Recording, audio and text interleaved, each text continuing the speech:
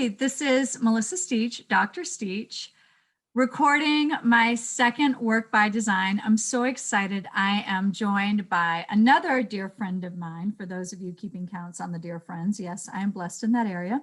Marike Smith. She is a Los Angeles native and is a multi-medium artist and muralist who is passionate about the built environment, art, and workplace design. And yeah, I had to read my notes because Marike and I know each other so intimately. It's funny when you have friends who are brilliant and beautiful and all of these wonderful things. Girl, You really talk say about some what more. you, right? Right? You never really talk about what they do. So then now that I'm, starting to interview, of course, starting with my inner circle and moving outward, I'm introducing people in this formal way, but folks who are, like my sister, which we always talk about, you're my sister. And I'm like, well, hell, what do you do? Be fabulous and make amazing art. So you have been an artist for all of your life, and I know you do mosaics. Obviously, I've seen all of your artwork. We have a very similar sensibility. You use found objects in a way that I never used in terms of my when I was doing art. I used more multimedia in terms of like adding sand or mixing oils with acrylics or butcher paper with cattle markers and charcoal, but and maybe some found elements here and there, like collecting weird coasters or doing things, but not to the degree that you do it. And I think it speaks so beautifully to who you are as a human being. You give the best hugs ever. Even folks who don't know you, when they meet you, they say to me at the next round, like when I was having Sunday Southern brunches, they'd be like, will I get to see that Marike again? It's the best hugs. It's like, I'm sharing that because I think it's how you don't just like do life, you like attack life and work and art, and you just take you just like suck it in. It's like when you give hugs, it's like you're not just giving a hug, you're like taking the person in and like squeezing them to get that life force. Ooh, girl. Right? Like that's Yeah. how I see you. That's how I experience you. So It's with all of that, tell me, what does work by design mean to you? well, it's interesting that you talk about my approach to life and also the whole found object thing. I think that's really what work by design is. It's about your passion. And I do live in my passion, or try to. I try to bring my authentic self. And we only have one life, girl, so we might as well live it. Yes. And you and I have this conversation a lot, that so much of who we are and what we do is informed by our passion more than it is any formal process. And I'm not saying that there's not a process that underlies work by design, but I'll give the example that we're informed by our experiences, right? And as we live our life, it really takes us down a path and really is the blueprint on how we make certain decisions, whether that's in relationship, in work, in life, or all of the above. I love the intersectionality of all of those things coming together. I spent a part of my childhood trying to separate those things in a way to figure out who I was and define myself and be a grown up and all that good stuff. And somewhere along the line, I realized that if I separate those things, I'm not really showing up, I'm not being present. And so, if I'm going to be authentic and true to what really gets me going and really allowing that passion to drive my direction, I can't separate all of the parts of me. I need to embrace them. And I like the idea of collision, that intersectionality, right? So personal life to work to play, how that comes together, but also within the built environment, how does that affect who we are? How does art play into that? How does work design play into that? And I think the spaces that are created from that collision of the built environment, workplace design, and art kind of like bringing it all together is so exciting. Like that is what really gets me going. And so for me, I've spent the last couple of years really celebrating the stuff that maybe I tucked away and only told to my close girls like like Mhm. I grew up very poor. Yeah. I grew up in the hood. Yeah. I'm an inner city child of Los Angeles.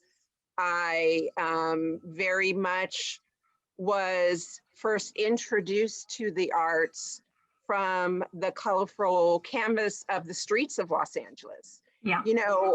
There was so much around me that was exciting and sort of mysterious and kind of taboo and forbidden.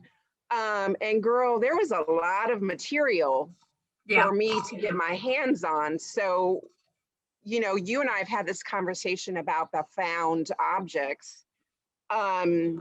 My earliest memories of me creating were taking things that I found on the street and trying to transform them into something beautiful for me at the time, that it resonated with me. It gave me peace. It gave me solace. And I think ultimately what it did is art for me created equity. It made me feel important. It made me feel as though I had purpose, and it put me on the same playing field as other folk that had their stuff together.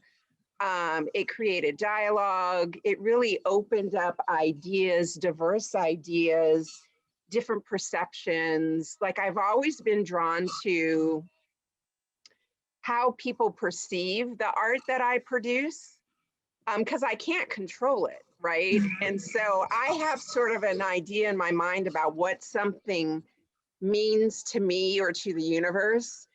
And then I'll sit with you and you're like, girl, I see X when I'm thinking A, Yeah. or I see Y while I'm thinking B. And that's the beauty in, not being able to control that narrative, right? And it opens up dialogue and conversation and creates spaces where everyone kind of feels like they're a part of it, they're welcome.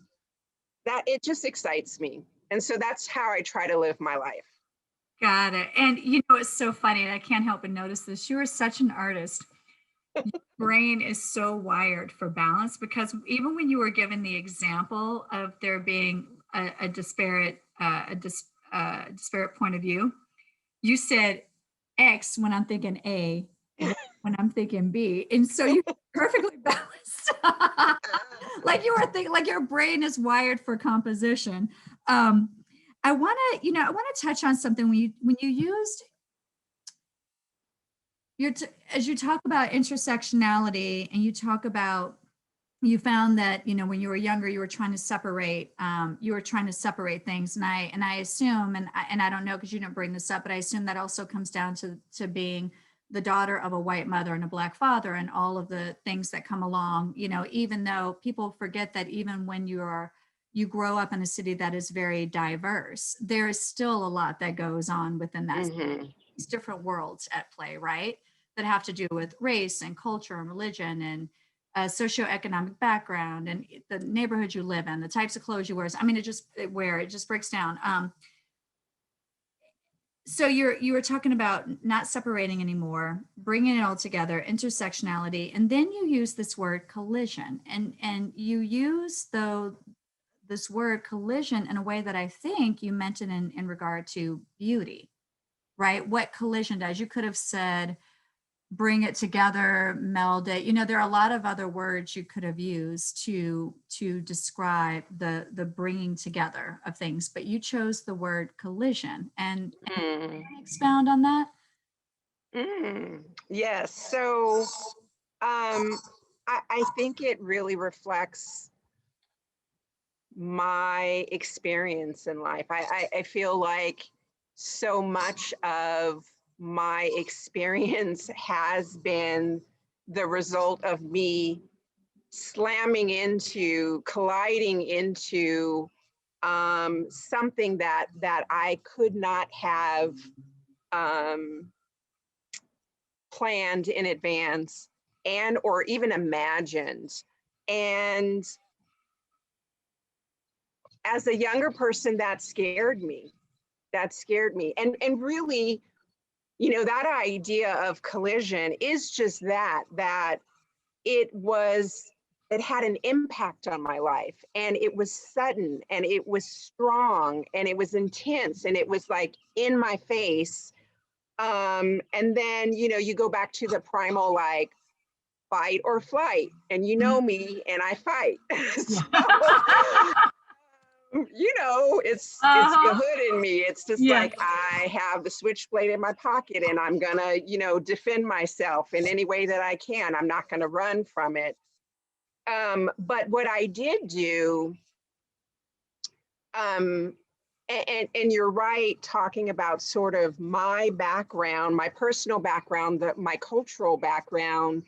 I think there was a lot of covering that took place. And it was really trying to not fit in as much as find a way to tie in and bring in what was important to me, and really have the folks on the other side say, yeah, she belongs in this space. She has something to say, and we're going to listen.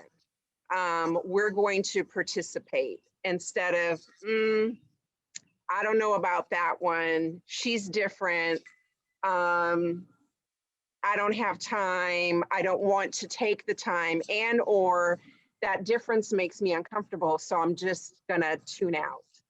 And I think from a very young age, that was like really evident to me that depending on how I presented myself, the outcome was different.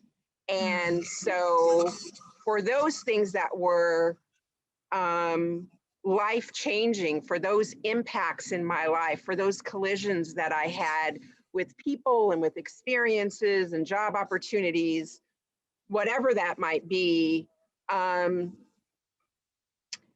it allowed me to eventually look at my journey as not like segregated, like separate events that were completely siloed, and I'm going to keep this over here, my fam and my girls and, you know, my friends over here, but that could all come together and coexist in a way that made sense.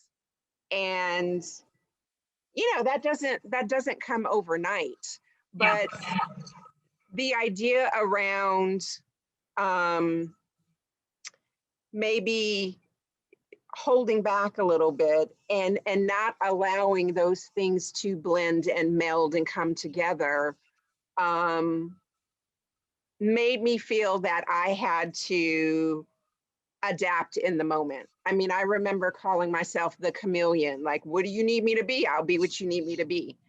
And that served me well in a lot of ways, but in so many other ways, Yeah. it wasn't true to who I was as an individual and how I related to the world. So at some point it was like, let's just have those collisions and like, you know, I have the life jacket on, I'm good, I know how to swim, this will be okay. It might feel a little uncomfortable. There may be some explanation along the way, along the journey, but it does result in that beauty, right? The beauty of just being true to who you are. In my art, um, I was formally trained as a fine artist, you know, the European fine artists. There's painting, there's sculpture, printmaking, and the Lots of still ideas, lives.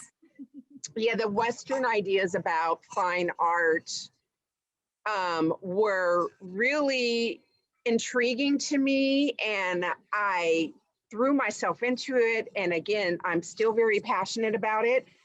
But in my mind, there wasn't really room for me to be that 13-year-old graffiti artist who tagged on walls like, ooh, I kind of had to separate myself from that. I'm not that. Yeah. I'm this. And understanding that, again, sort of back to the whole interplay of process and passion, like those two can also come together, right? And again, for me, the impact is just, it hits strong. It is that collision that I celebrate. I tend to do my best work when I let those things slide into each other and not try to direct traffic, which I'm also known to do. Yeah. Well, you know what you're talking about, as I'm hearing you as a fellow artist and trained artist like you, and I understand exactly what you're talking about when you're talking about the Western formal training.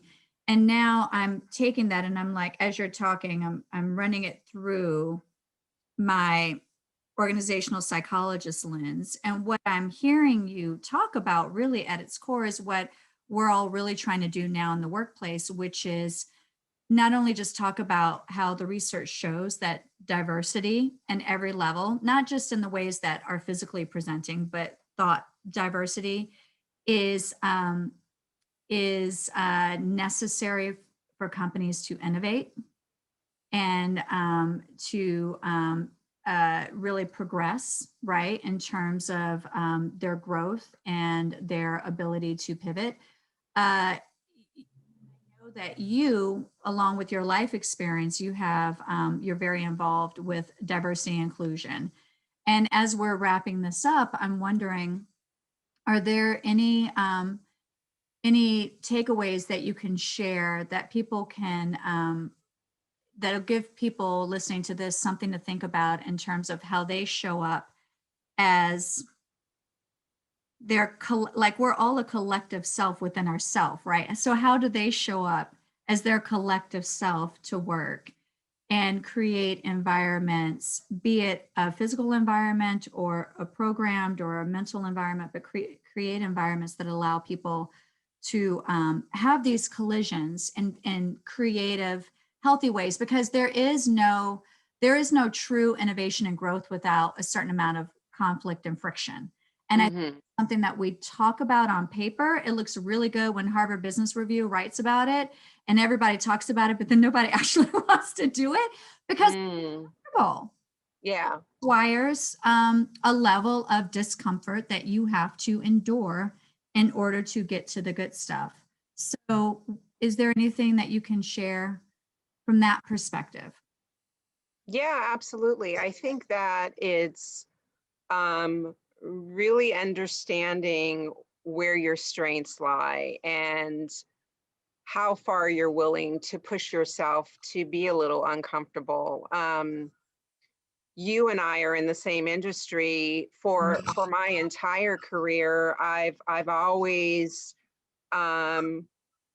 talked about myself as being someone who's very strategic and who can pivot on a dime. And I'm adaptable, again, back to that chameleon language.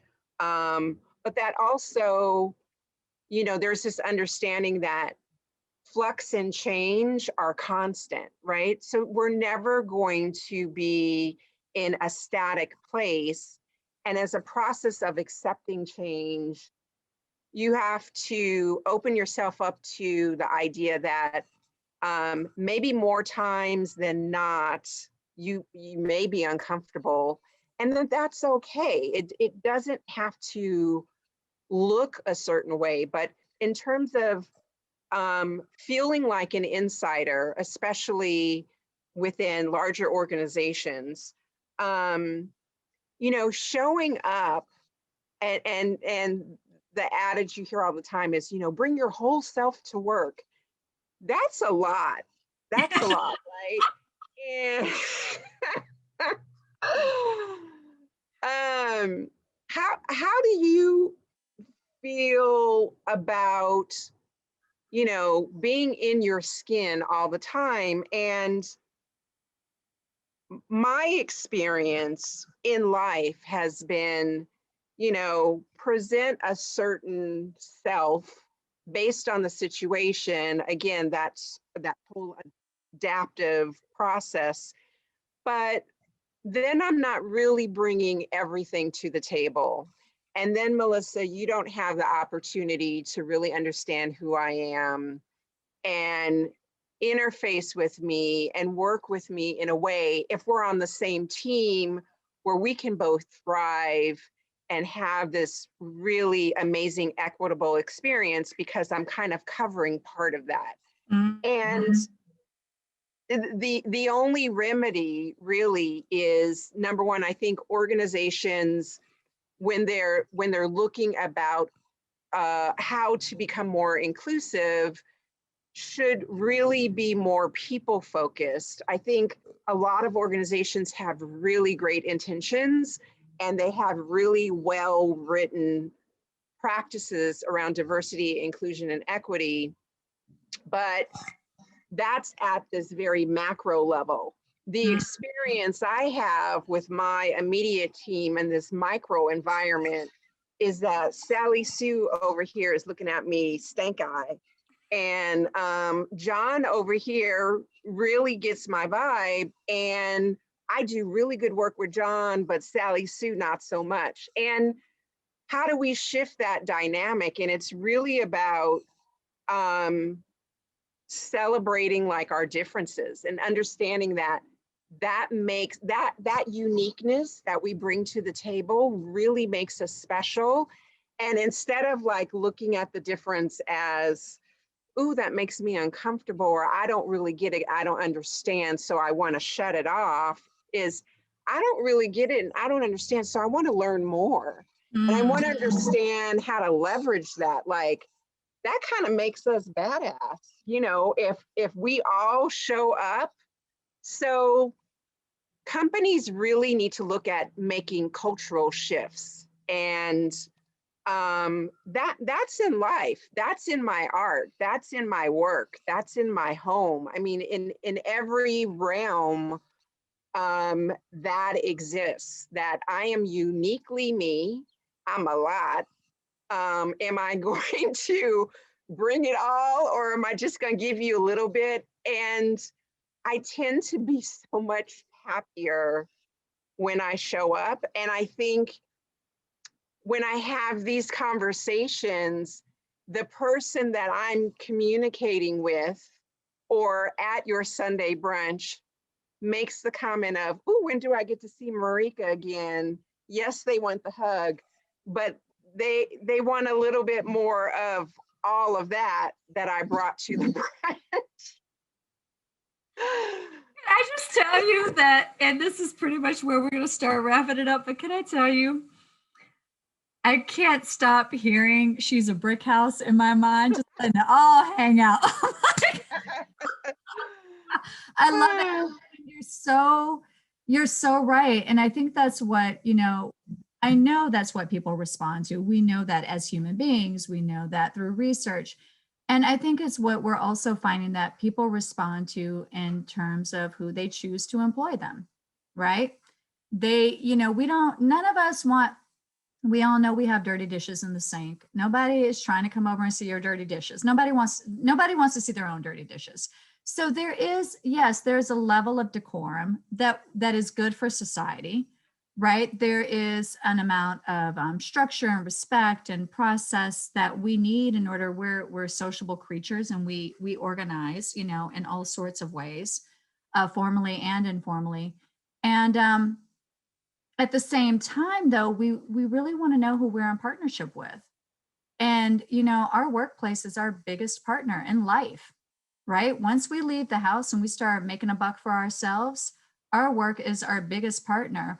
Second, hopefully to your life partner or partners, but very often first, right? Mm-hmm. So, Mm-hmm. so I think that's really, really insightful. Girl, I could, you know, I could talk to you forever. We're gonna have to hit pause, Mm. record, and pick it back up. But I do want to ask you to let people know where they can find out more about you as an artist and get into contact with you. How might folks do that? You can hit me up at Rika's Mosaic Knoll LA on my IG, and I would love to connect. I am in this to really enjoy everything that comes my way. That's the fun part about all this, Melissa, is exploring what opportunities are out there and just making the best of it. And I have to say that I so appreciate, I'm not even going to say our friendship, our sisterhood. I often say you are my sister from another mister. Girl, Um, Girl, and I love your mama too, and mine, but not as much as your we, mama loves flirting with my man. I'm just saying. girl, my mama loves flirting with men, Everybody, men. I know, and that's what's cracking me up because he feels so special, and I'm like, no, no, she's got mini mins that she lives with. She has many men. You know? You know, her first man is from the cafe down the street, Bloom. Yes, So let's get I that know, straight. I know. Especially if she watches it, she'll be like, "Tell that Melissa." But yeah, I really appreciate you so much, and I'm always excited to share ideas with you and bounce concepts with you. And I think that this is exciting. This Work by Design series is exciting. I can't wait to see the future episodes because I know most of the folks on your list and just hear what they're all about and what drives them. I think this is really impactful and hopefully gives voice, right? Or gives permission for folks to know their voice if they haven't found it already, just to put it out there and just own it. So I'm excited. Thank you, girl. I thank you so much. Thank you. I love you. I love you back. And we'll talk more later. And to those of you who are still listening, thank you so much. And I look forward to recording the next episode. Thank you.